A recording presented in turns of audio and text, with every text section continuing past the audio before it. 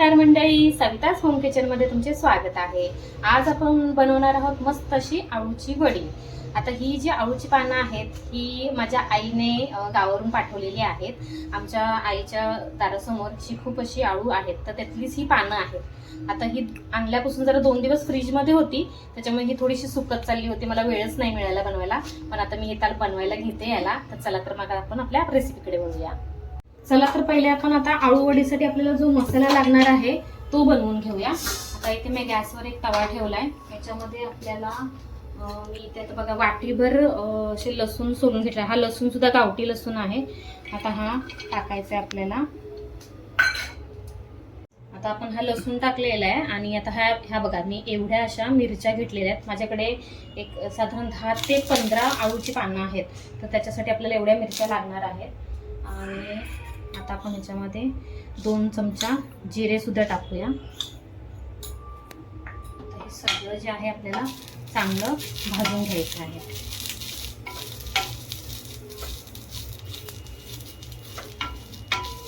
आता याच्यात आपण थोडंसं तेल सुद्धा टाकूया, म्हणजे हे छान असं खरपूस भाजेल।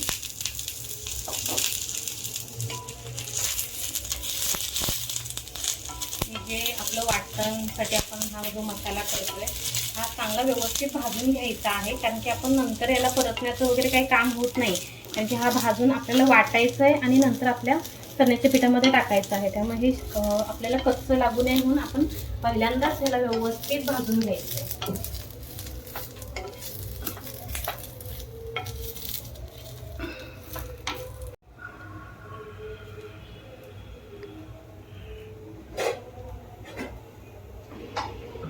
हा बघा आपला मसाला हा व्यवस्थित भाजून झालेला आहे आणि आता हा थंड झाला की मग आपण वाटून घेणार आहोत।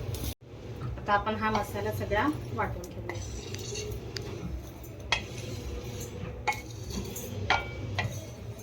आता वाटताना आता आपण थोडीशी कोथिंबीर सुद्धा टाकणार आहोत। हे बघा आता आपलं वाटण झालेलं आहे वाटून, आणि हे असं जरा जाडसरच वाटायचं आहे, खूप फाईन पेस्ट नाही करायची। आता आपण आळूवडीसाठी जे चण्याचं पीठ आपल्याला लागणार आहे, पहिल्यांदा ते आपण चाळून घेऊया, कारण की कधी कधी बाहेरच्या विकतच्या पिठामध्ये थोडंसं काही असू शकतं, पिठामध्ये खडा असू शकतो बारीकसा, त्याच्यामुळे हे व्यवस्थित असं वाटून घ्यायचं आहे। आपण आळूवडीसाठी आपलं पीठ जे आहे ते भिजवून घेऊया। मी एका भांड्यात हे चाळलेलं पीठ आता काढून घेते आणि मग परत त्याच्यामध्ये सगळे पुढचे मसाले आपल्याला टाकून घ्यायचे आहेत। हे पीठ भिजवून घेऊया। आता आपण हा जो मसाला वाटला होता तो आपण आता ह्याच्यामध्ये टाकणार आहोत। ठीक आहे, हा मसाला आपल्याला त्या कढीसाठी पण ठेवायचा आहे। हळद टाकून घेऊया।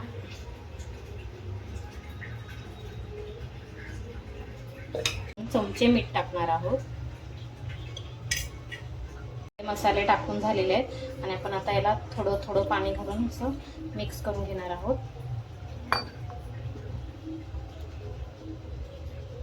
आता इकडून घे।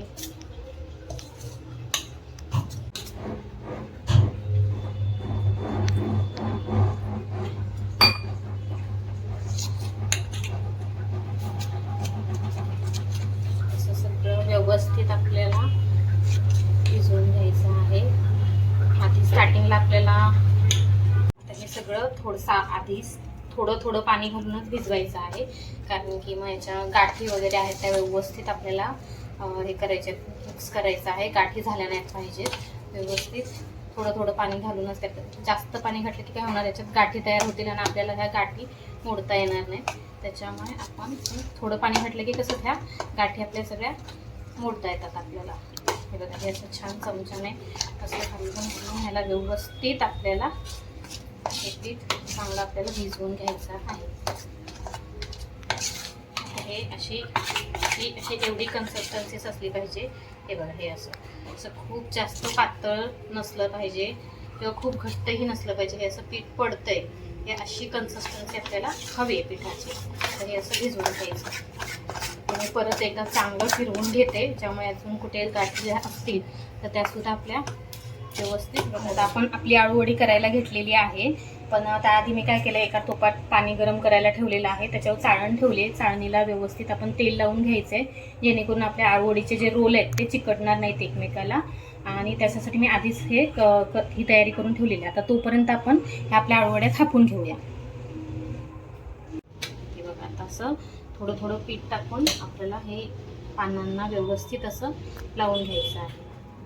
आता हे सगळं हातानेच करावं लागतं, कारण की त्याच्याशिवाय ते व्यवस्थित आपल्याला लावता येत नाही.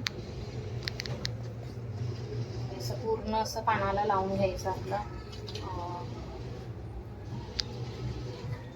चण्याच्या पिठाचं जे बॅटर आपण तयार केलेलं आहे सगळीकडे असं हे पानाला आता मी हे लावून घेतलेलं आहे. आता याच्यावरती आपण दुसरं पान ठेवूया.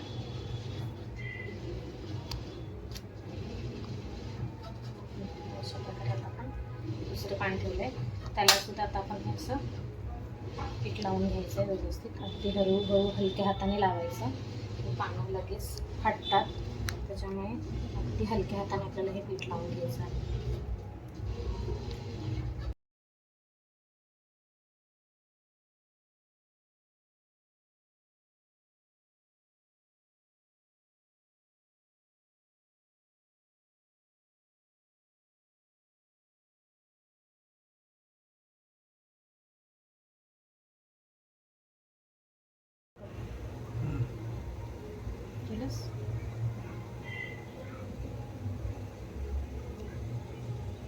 व्यवस्थित सगळीकडे आता हे आपलं पीठ लावून झालेलं आहे. आता आपण याचा रोल करायला घेऊया.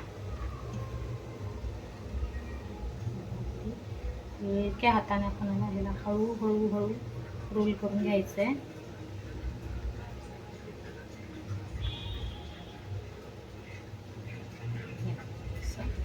छान आपला हा असा व्यवस्थित असा रोल तयार झालेला आहे. आता जसं आपण इथे आधीच एका टोपामध्ये पाणी तापत ठेवलं होतं,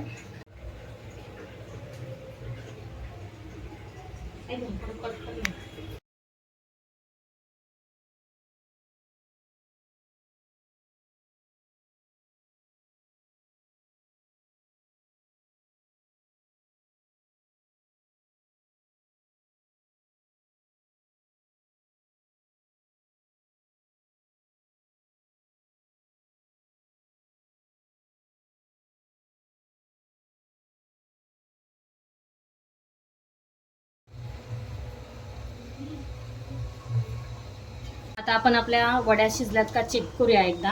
हे बघा, छान मस्त वाफवल्यात. आता मी सुरीने थोडंसं चेक करते. असं सुरी अशी आपण याच्यामध्ये टाकून बघायची की जर समजा थोडंसं याला पीठ लागलेलं दिसतंय, म्हणजे ह्यात शिजलेलं नाही आहेत अजून, थोड्या शिजायला लागतील. आपण याला थोडं अजून एक 5 ते 6 मिनटं अजून थोडं शिजवूया. आता आपल्या वड्या ह्या आता छान शिजलेल्या आहेत. वड्याचे रोल चांगले छान शिजलेले आहेत. तर आता आपण याला थंड करायला ठेवूया आणि मग कट करून घेऊया.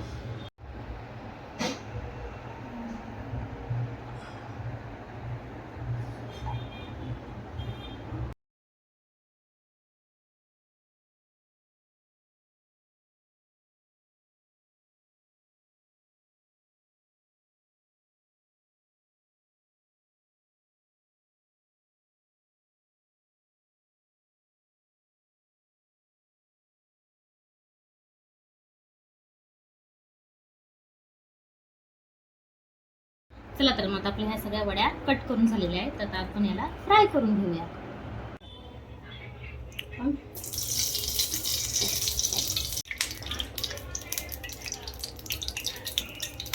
चला तर मग आता आपल्या ह्या आळूच्या वड्या आपण फ्राय करून घेऊया. आता मी तेल तापलेलं आहे. आता एक एक वड्या आता मी याच्यात सोडते.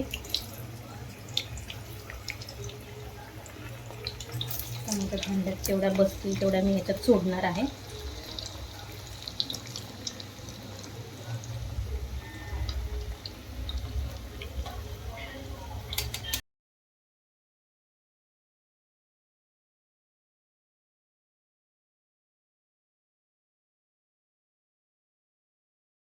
हे बघा, आता हे एका साईडने छान फ्राय झालेले आहेत. आता मी पलटी करून घेते याला. दुसऱ्या साईडने पण आपल्याला व्यवस्थित फ्राय करून घ्यायचे आहेत.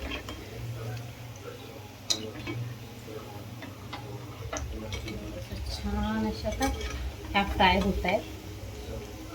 दोन्ही साईडने असं मस्त असं फ्राय करून घेणार आहे मी याला.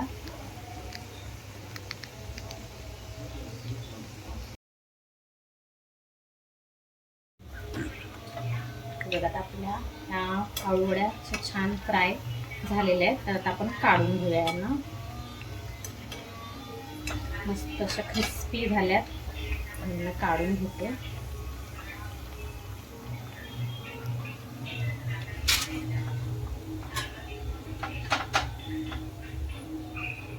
सगळं तेल जे आहे ते सगळं निथळून आपण काढून घ्यायचे. हे अशाच मी बाकीच्या सुद्धा वड्या टाकून फ्राय करून घेते.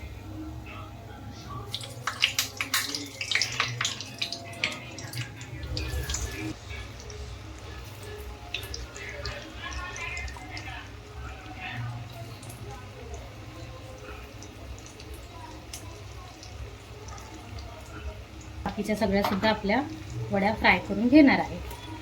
आणि आता अशा प्रकारे आपल्या ह्या आळू वड्या तयार झाल्या.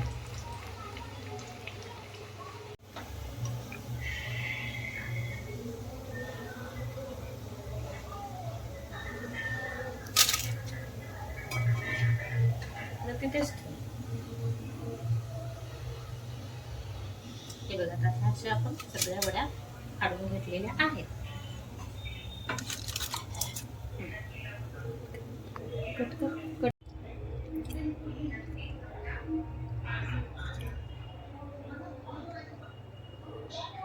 अशा आपल्या अळूच्या वड्या तयार झालेल्या आहेत. मग अशाच छान छान रेसिपीजसाठी तुम्ही सविताज होम किचनला लाईक करा, शेअर करा आणि सबस्क्राईब करा.